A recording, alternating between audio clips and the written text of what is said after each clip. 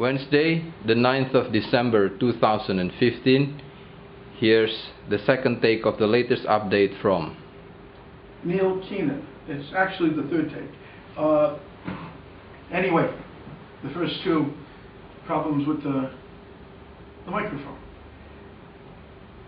Let's get down to the bottom of this. I'm responding, I'm doing a post because Joe thinks I should, because people are asking why or how you get to be M1 or N1 or any number at all. And the answer is work. Work, work, and work. Okay, you can't sit in front of a television having a beer, watching a game, and expect to get somewhere. Okay, for 7 years we've been doing this, and for 7 years working with the family. And by the way, I am not M1 or N1 because I haven't signed any papers. The papers have been drawn up, the three letters, and they're sitting on a desk already signed, and the only signatures they happen to have is mine. So there's some changes I'd like made. My attorney's working on that, and we'll go from there. So we'll forget that for now, but nearly everything that the agent insider said, whom I know well, is right. There are a couple of things that had to be added to that, Joe, which I had earlier. I mean, there's 132 plus nations, not 132 nations. 132 nations stems from actually 1955 at the first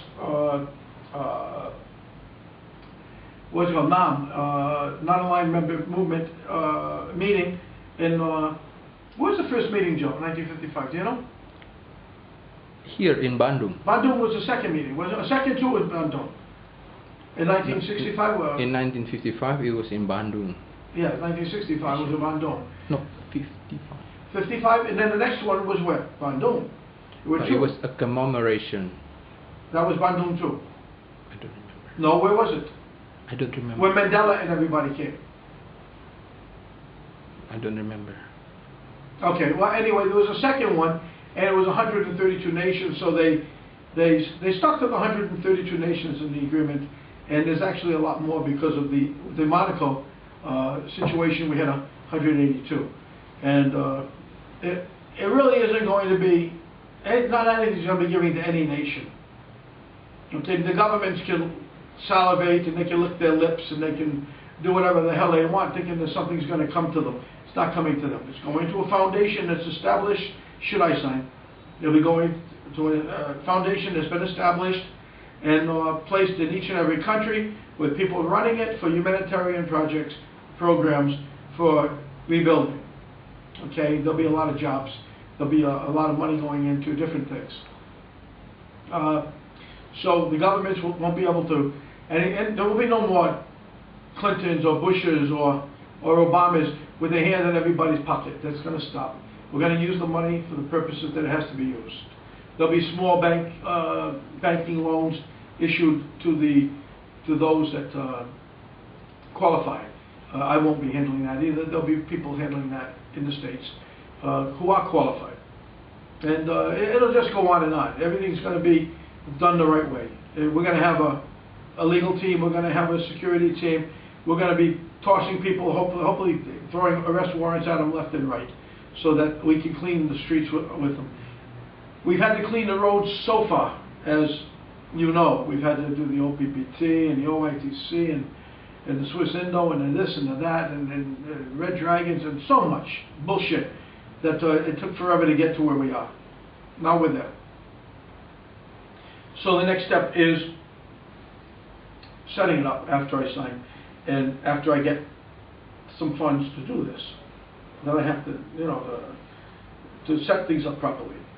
That's when I open the book. It has nothing to do with the accounts. That'll come from something else. So we'll see what happens. It's going to be an interesting ride now. I'm tired. It's been a long haul, and there's not much more. There could be some more fights, but you watch what happens. I'm not going to tip my hand and tell anybody what I'm doing. We got here because I didn't tip my hand, and sometimes I actually deliberately misled them. So let's hope that that continues. Now, Obama, he got You really got to wonder who would be stupid enough to give up their weapons in the United States to any federal government that's just filled with piss and vinegar. It's filled with crap. You know, I'm filled with piss and vinegar. They're filled with crap. I mean, that's the bottom line. And they're telling you, you give us our weapons and we'll protect you. Well, you've got the weapons, for God's sake, and they can't protect you. What are they going to do when you don't have the weapons? They're going to kill you.